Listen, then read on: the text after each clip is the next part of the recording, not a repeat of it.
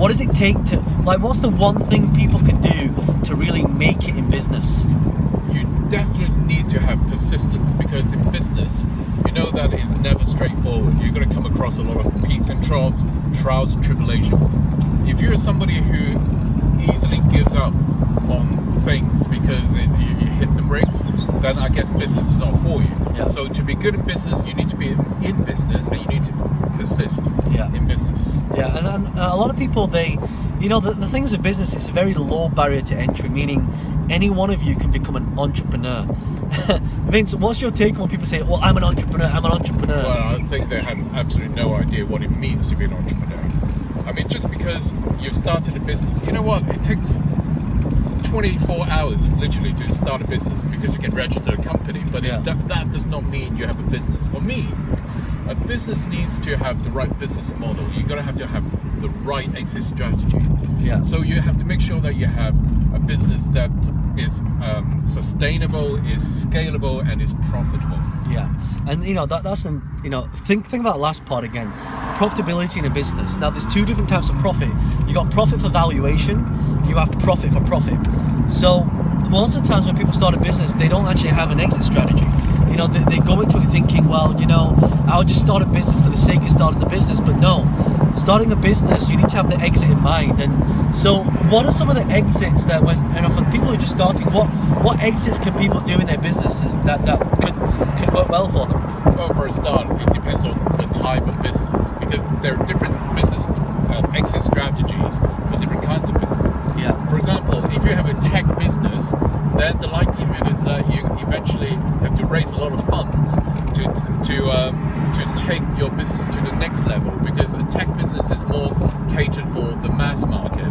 So you might actually go to a place like Nasdaq or maybe the New York Stock Exchange or the Hong Kong Stock Exchange to raise funds to take your product to roll out to the big market. Yeah.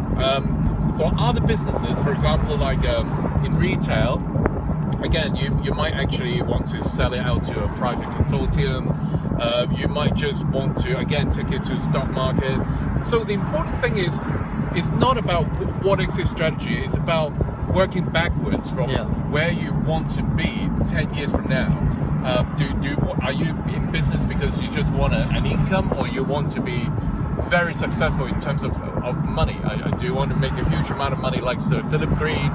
Some people who would do anything ethical and unethical to satisfy the needs. I mean, you can see the recent collapse of British Home Stores, over 100 years of history, to be brought down by someone who's extremely greedy and unethical.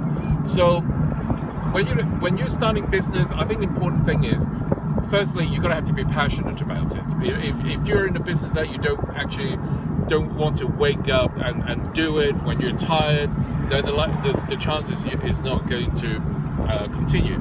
Yeah. And secondly, you want to make sure that it has the right business model, because a business has to scale.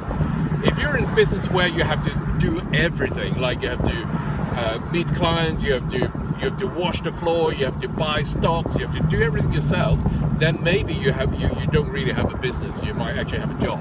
Yeah. Right? Yeah. So you have to make sure that if a business can actually churn out money systematically without you actively being involved, then you have possibly a scalable model. You have to step away from the business to prove that this business will survive without us. All right? If me and John have to be in the business the whole time, it's extremely risky from investors' perspective. So that's the second thing. And finally, I think your business needs to be transferable, in the sense that when someone actually buys your business, can they actually continue with the business model? Otherwise, if it involves the founders being in the business, then they can't actually continue with this business as a going concern. Then the likelihood is that people are not going to buy your business. All right, so it needs to be marketable, and to make it marketable, you want to make sure that it is transferable from one ownership to another. So it's all these things involved. What makes a good business person is there are no rules, right? You make up the rules as you go along. Yeah. But I think the number one skill is in solving problems. You have to be persistent and not to give up. It's just one big game. That's all it is. It's just a game. of solving problems. Yeah. So you can solve problems by any means. It's a bit like approaching a problem from different angles, and you have to be resourceful. It's not about how much resource you have, it's how resourceful you are, how well you can tap into available resources, human or otherwise. Yeah, and I think that's, Vince brought up a very interesting point there about solving problems. Right now, if you're not making the income that you should be making, it's probably because you're not solving enough problems. And I strongly believe that the more value you add to the marketplace, the more income that comes your way, not because you want it to do that, because it just happens naturally. So hope you found this lesson useful. If you love this, if you know somebody else who's going through this stuff, like, comment, share this. Give me a comment of yourself.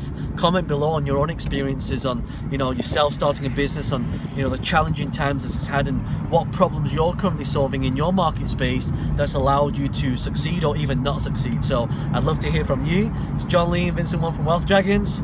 See you soon.